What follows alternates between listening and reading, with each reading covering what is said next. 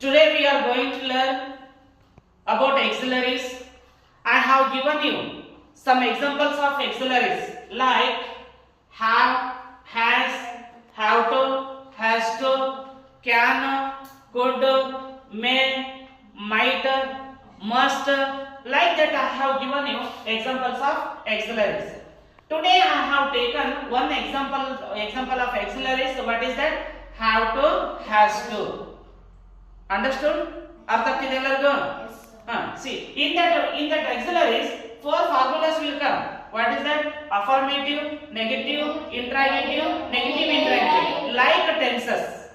Tenses ನಲ್ಲಿ ಹೇಗೆ ಬರ್ತವಲ್ಲ formula ಅದೇ ರೀತಿ ನಾವು ಏನಂತಂದ್ರೆ auxiliaries ಅಲ್ಲಿ ಕೂಡ ನಾವು ನಾಲ್ಕು ಫಾರ್ಮುಲಾಗಳನ್ನ ನೋಡ್ತೀವಿ.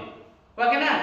See, subject plus auxiliaries plus to plus main plus subject, affirmative formula, negative formula, subject plus auxiliaries plus not plus to plus main plus subject, interrogative formula, auxiliaries plus subject plus to plus main plus subject plus question mark, negative interrogative formula, auxiliaries plus not plus subject plus to plus main plus subject plus question mark.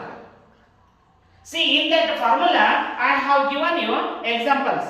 Here examples I have given you. What is that?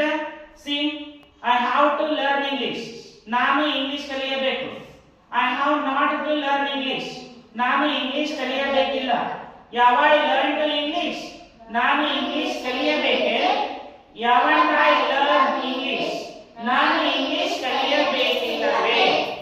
Like that we have to learn and we have to speak English day by day. ಅರ್ಥ ಆಗುತ್ತಾ?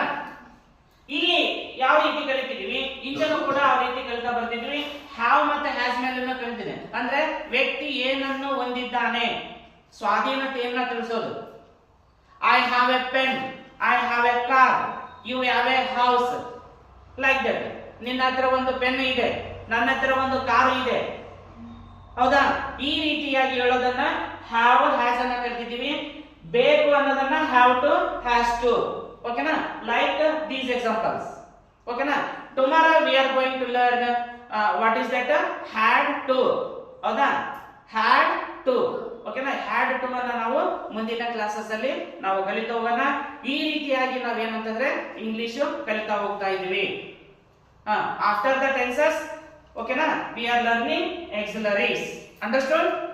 Okay.